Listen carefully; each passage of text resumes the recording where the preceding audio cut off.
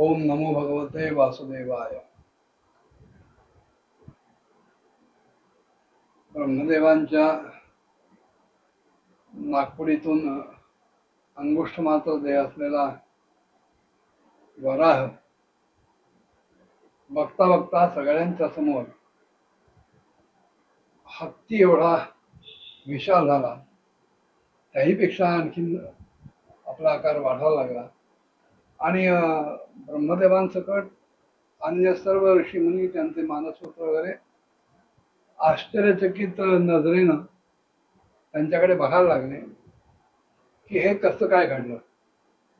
आणि नंतर त्यांना असं जाणवलं की दिसताना जरी तो वराह किंवा सुकर जरी दिसला तरी तो सामान्य सुकर नाही, सामान्य वराह नाही, उलट तो यज्ञमूर्ती अशा भगवंताचा अवतार आहे।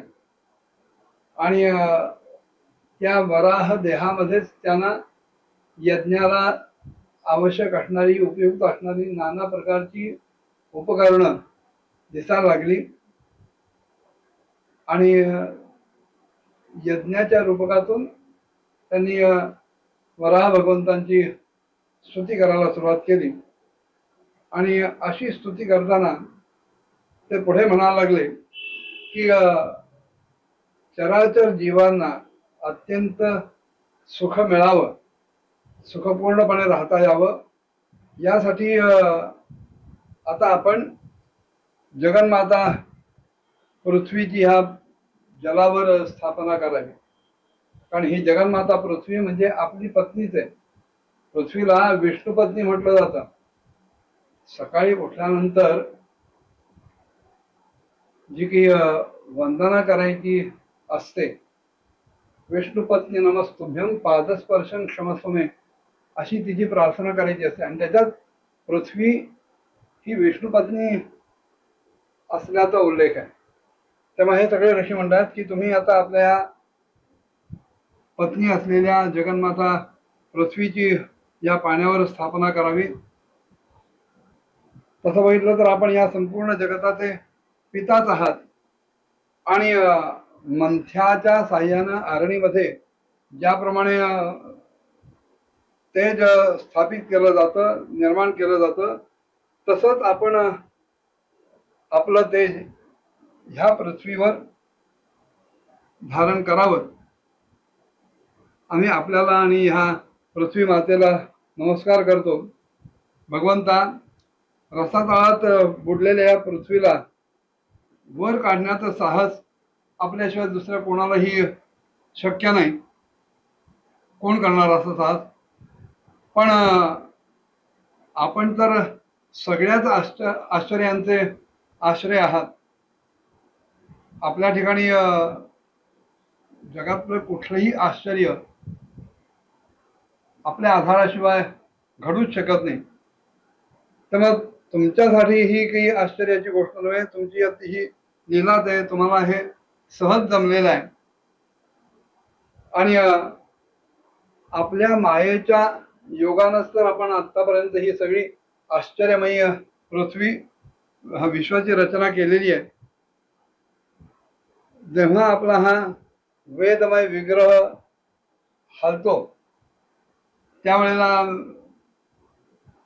आपल्या मानेवरच्या केसांना धक्का लागून आपण जे केस अंग थरथरवता, मान हलवता, त्यामुळे मानेवरचे जे केस आहेत त्याच्यातून अतिशय शीतल अशा या जळाचे थेंब आमच्या अंगावर पडतात, तुषार अंगावर पडतात। आणि त्यानं भिजून जनलोक, तपोलोक आणि सत्यलोकात राहणारे हे सगळे मुनी, ऋषी लोक हे अतिशय पवित्र होतात। जी माणसं स्वतःला आपल्या कर्मांच्या पलीकडे जाऊ इच्छितात, नक्की समजावं की त्यांची बुद्धी नष्ट झालेली आहे। कारण कोणीही कर्माच्या पलीकडे जाऊ शकत नाही। प्रत्येक जण कर्मानं बांधलेलाच असतो। पण आपल्या कर्माला काही मात्र अंत नाही। आपल्या कर्माचा थांग कोणालाही लागू शकत नाही. योगमायेच्या ठिकाणी असलेल्या सत्वादी गुणांमुळेच हे सगळं जग मोहित होत आहे. भगवंता, आता ह्या पृथ्वीचं आम्हा सर्व प्रजेचं आपणच कल्याण करावं. मैत्रेय विदुरांना सांगतायत की ह्या सगळ्या ब्रह्मवादी ऋषीमुनींनी अशा प्रकारे स्तुती केल्यानंतर वराह भगवंतांनी आपल्या पायाच्या खुरांनी प्रलयातलं आजूबाजूचं जे पाणी होतं ते स्तंभित केलं. एखाद्या स्तंभासारखं हे केलं, स्थिर केलं आणि त्याच्यावर पृथ्वीची स्थापना केली. आणि अशा प्रकारे रसातळातून अत्यंत सहजपणे लीलापूर्वक वर आणलेल्या पृथ्वीला ह्या जलस्तंभावर स्थापित करून स्थिर करून विश्वक्सेन प्रजापती भगवान श्रीहरी तिथल्या तिथे अंतर्धान पावले. विदुरजी, भगवंताच्या लीलामय चरित्राचं सतत कीर्तन करावं असं ते चरित्र आहे.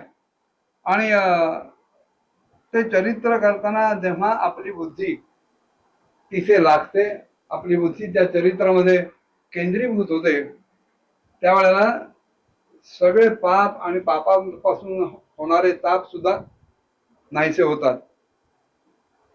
जी माणसं या भगवंताच्या मंगलमय अशा गोड कथेचं अत्यंत भक्तिभावानं श्रवण करतात, त्यांच्या बाबतीत भक्तवत्सल भगवान अगदी हृदयाच्या गाभ्यापासून आतून चटकन प्रसन्न होतात.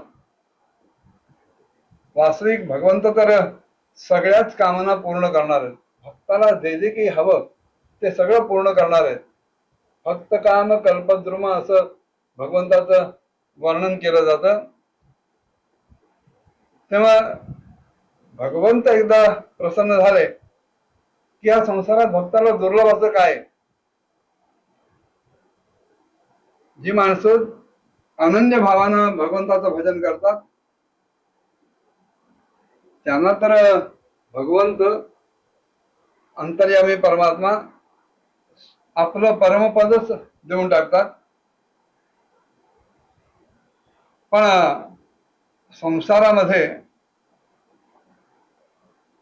एक पशु योनी जर सोडली, पशु पक्षी वगैरे ज्यांच्या ठिकाणी माणसासारखी बुद्धी नाही, ते जीव जर सोडले तर पुरुषार्थात पूर्णतः ज्ञान असलेला, सगळ्या पुरुषार्थांना जाणणारा असा कोण असेल हो की ह्या जन्ममरणाच्या परंपरेतून सुटका करणारी जी भगवंताची अत्यंत प्राचीन अशी कथा आहे, त्यातली एखादी कथा ज्याला ऐकावीशी वाटणार नाही, जी कथा अमृतमयी आहे, तिला आपल्या कर्णपोटातून आत हृदयामध्ये नेऊन त्या अमृत रसाचं पान करावं असं वाटणार नाही. कोण असा असेल की भगवंताच्या या कथांपासून आपलं मन बाजूला करेल? असा त्यांचा संवाद चाललेला आहे.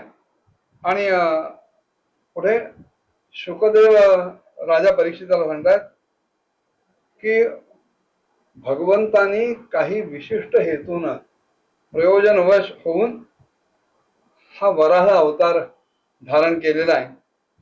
आणि ही कथा मैत्रेयांच्या तोंडून विदुरांनी ऐकून सुद्धा त्यांचं समाधान झालं नाही, त्यांचं पोट भरलं नाही. आणि म्हणून त्यांनी हात जोडून मैत्र्यांना प्रार्थना केली की तुम्ही सांगितली ती कथा आम्ही ऐकली. आदि दैत्य अशा हिरण्याक्षाला भगवान यज्ञमूर्तींनी, भगवान वराहांनीच ठार केलं, मारलं, त्याचा उद्धार केला, हे सगळं आम्ही ऐकलं. पण एक प्रश्न असा निर्माण होतो आमच्या मनात की भगवंतांनी अगदी सहजपणे लीला लीला म्हणताना सुद्धा जेव्हा आपल्या दाढेवर ठेवलेली ही जी पृथ्वी आहे ती पाण्यातून काढत असताना असं काय झालं की हिरण्याक्षाला त्याच्याबद्दल काही समस्या निर्माण व्हावी, हिरण्याक्षाला ते रुचू नये, आवडू नये, किंवा त्याच्यात त्याचा काही अपमान व्हावा, हिरण्याक्षाबरोबर वराह भगवंताचं असं युद्ध का झालं, त्याचं काय कारण आहे, असा जेव्हा विदुराने प्रश्न विचारला तेव्हा मैत्रेयाने जे काही उत्तर दिलं पुढच्या भागात बघूया. ओम नमो भगवते वासुदेवाय.